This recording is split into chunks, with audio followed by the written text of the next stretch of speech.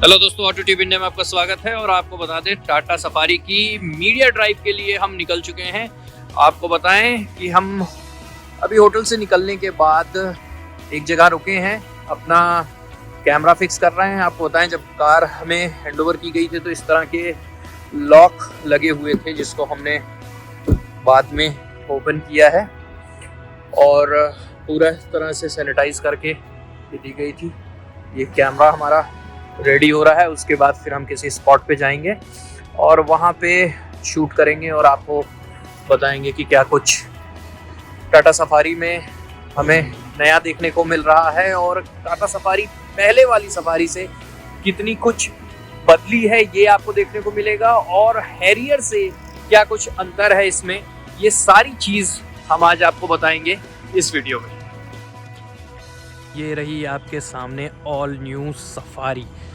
जी हाँ, आज आपको मैं इसका फर्स्ट लुक दे रहा हूँ और आप इसको देख सकते हैं कि वाइट में ये कितनी बेहतरीन लग रही है। और अभी हम जो मीडिया ड्राइव के लिए निकले हैं, ये एक मैनुअल वेरिएंट है, टॉप वेरिएंट जो XZ प्लस वेरिएंट है, ये आप देख सकते हैं। इसका पहले मैं ओवरऑल आपको एक वॉक अराउंड देता हूँ कि आप इसको देख सकें कि ये चारों तरफ से आखिर दिख कैसी रही है, और उसके बाद फिर मैं थोड़ा सा डेप्थ वॉक अराउंड पे जाऊंगा। तो ये जो वॉक अराउंड है, इसको मैं डिटेल में आपको बता रहा हूँ कि अगर इसके DRLs को देखें तो वही सेम आपको हैरियर वाला मिलता है।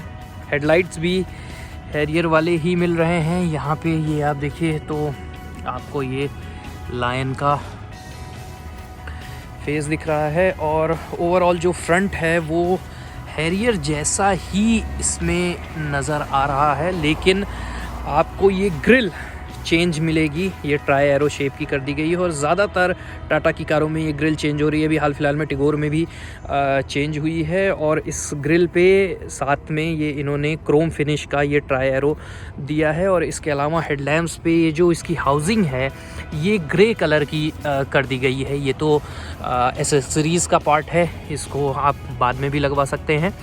लेकिन यहाँ पे जो दो बड़े चेंजेस अगर फ्रंट की हम बात करें तो वो है इसकी नई ग्रिल और ये हाउसिंग, ये दो चेंजेस हुए हैं। और इसके अलावा अगर हम साइड प्रोफाइल की बात करें तो सबसे पहले मैं ये फ्रंट से ही शुरू करता हूँ। यहाँ पे अगर आप देखेंगे तो वही टॉप वेरिएंट में जो आपको हैरियर में अलॉय मिलती है वही डिज़ाइन है, लेकिन इसको 18 इंच कर दिया गया है। अगर आप इसकी व्हील साइज़ देखें तो 235/60 R18 हो गई है। और एक चीज़ और ऑब्ज़र्व की गई है, इसमें ब्रिजस्टोन का टायर दिया गया है। पहले जो हैरियर आई थी 2019 में, उसमें गुड ईयर का था। कुछ बोलते थे लोग कि इसमें एयर की नॉइज़ आती है, फिर बाद में अपोलो का किया गया, और अब सफारी में हमें ब्रिजस्टोन का टायर देखने को मिल रहा है। ये इसके ORVMs हैं, इसको ब्लैक दिया गया है, ये वाइट है। हमें 3 कलर ऑप्शन अभी सफारी में मिल रहे हैं, डेटोना ग्रे, वाइट और रॉयल ब्लू, जो वहाँ पे एक वॉक अराउंड चल रहा है तो वहाँ पे आप देख सकते हैं वो कलर इसमें ऑफ़र किया जा रहा है। इसके अलावा आपको साइड प्रोफाइल में हैंडल सेम है, A pillar, B pillar, C pillar तक लगभग सेम है ये हैरियर जैसी, लेकिन वहाँ से आपको B और C के बाद से ऊपर रूफ में चेंज देखने को मिलेगा। नीचे की तरफ कोई ख़ास चेंज नहीं देखने को मिलेगा, लेकिन ऊपर की तरफ आपको ये एक्सटेंडेड पार्ट है, क्योंकि 3rd रो हुई है तो उसको बहुत ही अच्छे से ये किया गया है। सिल्वर आप देख सकते हैं, क्रोम फिनिश, और ये सफारी की यहाँ पे बैजिंग दी गई है। और साथ ही ये जो इसमें फाइबर ये दिया गया है, ये आपको सफारी की याद दिलाने के लिए मुझे लगता है किया गया है। इसको बहुत ही वेल स्कल्प्टेड किया गया है, और यहाँ पे आपको वो चेंज दिखेगा पूरी कार में। अगर आप देखेंगे इस पूरी SUV में तो यहाँ पे वो 3rd पार्ट जो है वो ऐड किया गया है। वहीं अगर हम कार के बैक में पीछे से बात करें तो एक फ्रेश लुक है।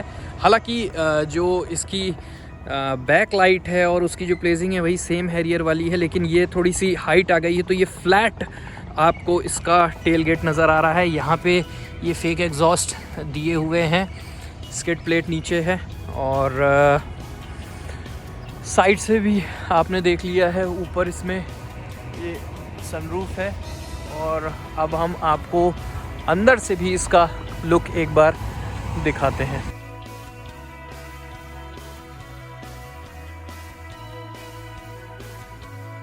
अंदर चलते हैं, अंदर से मैं आपको इसका लुक दिखाता हूँ। एक फ्रेश लुक आपको देखने को मिलेगा, स्पेशली ये जो ऑस्टर वाइट इंट्रोड्यूस किया गया है, इससे एक चीज़ है कि जो ये एसयूवी है ये काफ़ी स्पेशियस लगने लगी है, काफ़ी एयरी लगने लगी है।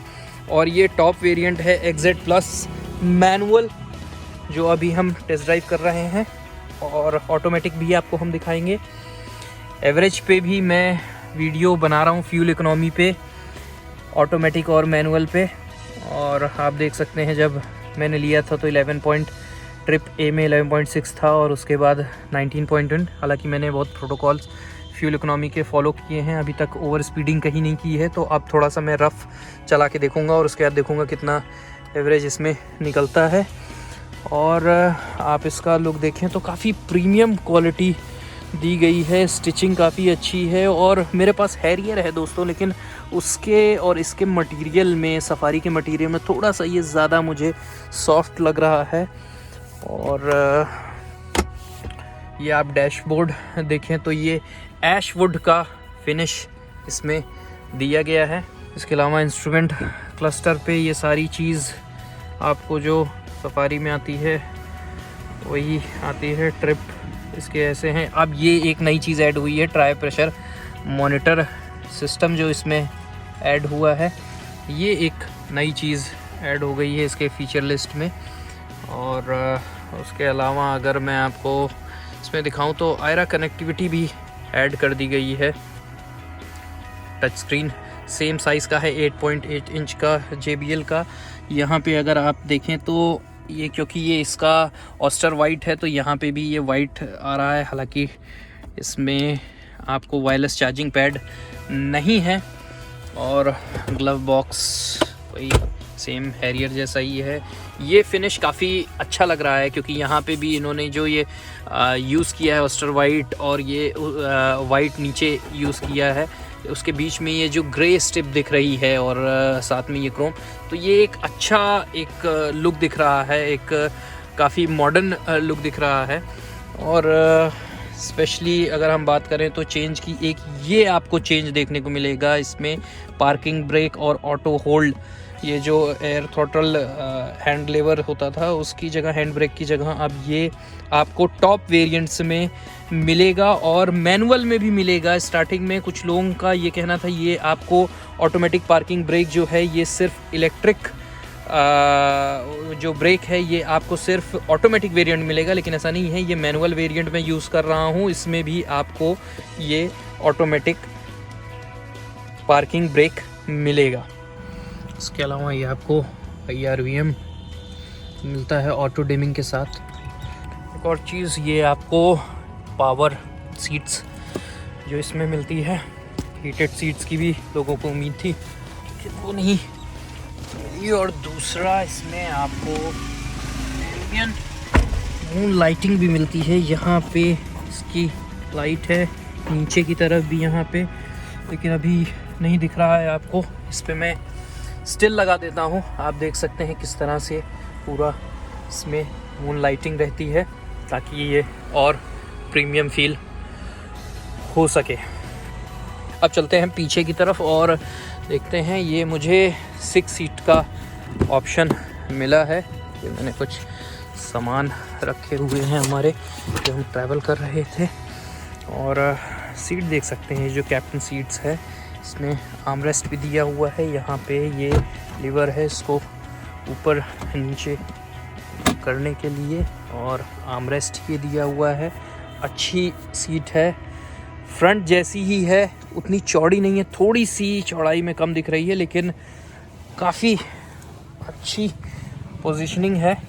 और अगर मैं यहाँ पे बैठा हूँ तो अच्छी पोजीशनिंग मुझे इसकी महसूस हो रही है। लेग रूम अच्छा खासा है, हेड रूम भी अच्छा खासा है, क्योंकि सनरूफ वाला ये वेरिएंट टॉप वेरिएंट है। उसके बाद भी मुझे अच्छा यहाँ पे गैप मिल रहा है। सनरूफ भी अभी हम ओपन करके आपको दिखाएंगे। अभी ये सीट्स डाउन है, इनको भी ऊपर करके दिखाते हैं। और आगे की सीट मैंने अपने हिसाब से एडजस्ट कर रखी है। मेरी हाइट है 5'10" और यहाँ पे इस सीट को भी, ये भी रिक्लाइनर है, तो मैं एक ठीक डिसेंट साइज़ रखता हूँ। इतना गैप अभी मैं रख रहा हूँ अराउंड 3 इंचेस का।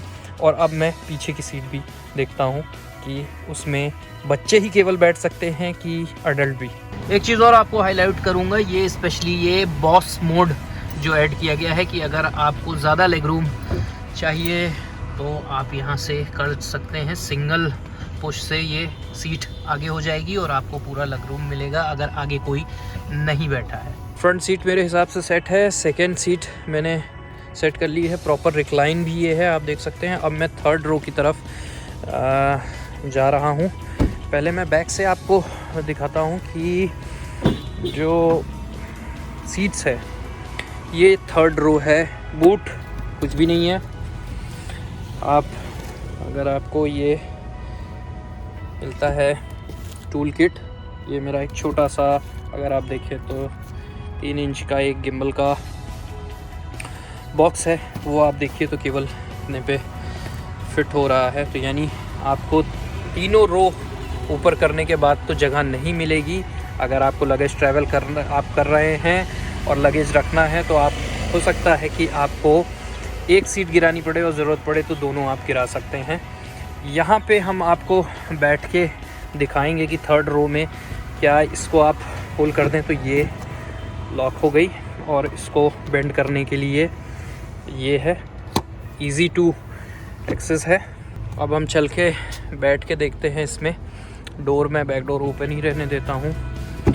यहाँ पे आप देखें तो इस सीट को आप पहले रिक्लाइन करते हैं और रिक्लाइन करके इसको डाउन करके रिक्लाइन करके आप आगे पुश करते हैं, और यही एंगल है जिससे आप एंटर कर सकते हैं। और ऐसा कोई ग्रैब हैंडल नहीं है कि आप आराम से एंटर कर पाएँ। तो मैं यहाँ पे कोशिश करता हूँ। आगे की सीट मेरे हिसाब से एडजस्ट है और ये मैं आ गया यहाँ पे थर्ड रो में बैठ गया हूँ। हेडरेस्ट को भी कर लिया है एडजस्ट। एक डिसेंट कह सकते हैं बच्चों के लिए अच्छी जगह है। मतलब अगर इसमें छोटे बच्चे बैठेंगे 15 साल तक के तो बहुत ही कंफर्टेबली बैठ सकते हैं, और मुझे लगता है कि उतनी ज़्यादा दिक्कत उन्हें नहीं आनी चाहिए। यहाँ पे ये थर्ड रो के लिए अलग से एयर वेंट्स दिए हैं। बी पिलर पे वहाँ आपको हैं सेकंड रो के लिए, और थर्ड रो के लिए आपको ये सी पिलर पे दिया गया है और इसको बहुत अच्छे से लगाया गया है। ये एयर बैग है। यहाँ पे आप जो इसका एयर वेंट है उसको भी कंट्रोल कर सकते हैं। ये आपको आवाज़ सुनाई दे रही होगी। और इसके साथ कप होल्डर्स का स्पेस भी यहाँ पे आपको मिल रहा है। ये कुछ रखने के लिए भी कभी होल्स मिल रहे हैं। यहाँ पे आपको 2 USB पोर्ट भी मिल रहा है। तो मुझे ऐसा कहीं नहीं फील हो रहा है। हेडरूम भी ठीक ठाक है। अराउंड 2 से 3 इंच का हेडरूम है। आपको बताया 5'10" मेरी हाइट है। उस हिसाब से ठीक स्पेस टाटा प्रोवाइड किया है, जो सफारी में एक्सटेंड करने के बाद मुझे लगता है कि ठीक ठाक स्पेस ऑफ़र कर दिया है जितनी हमें। बस इसका जो आने जाने का रास्ता है वो थोड़ा सा मुझे यहाँ पे टफ़ लग रहा है, निकलना भी बहुत, क्योंकि ऊपर की तरफ मेरी बॉडी स्टक हो जा रही है। वहाँ पे एक ज़रूर एक समस्या है कि आने जाने के लिए ये मैक्सिमम मैंने इसको डाउन कर रखा है, इससे ज़्यादा नहीं है। तो ये जो गैप है ये थोड़ा सा कम है।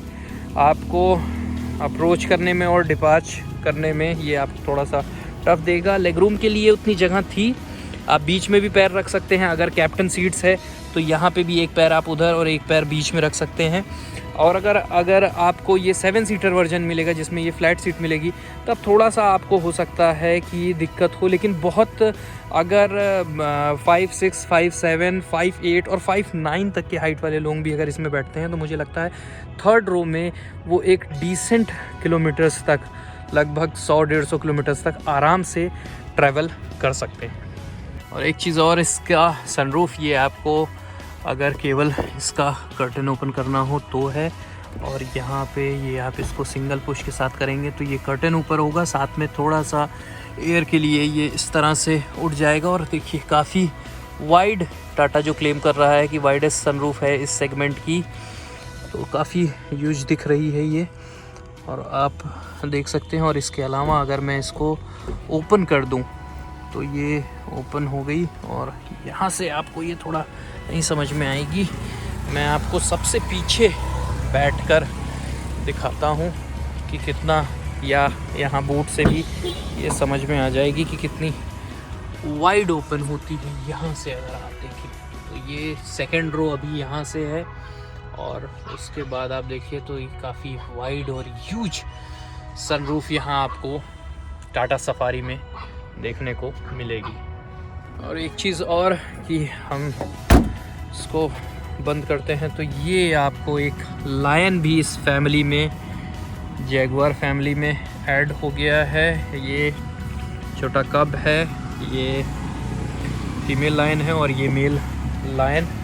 और एक चीज़ और आपको बताएं, यहाँ पे रिमोट टेल गेट की ज़रूरत थी, पावर टेल गेट की सॉरी, कि आप बटन से इसको बंद करें। काफ़ी हैवी इसका बूट है।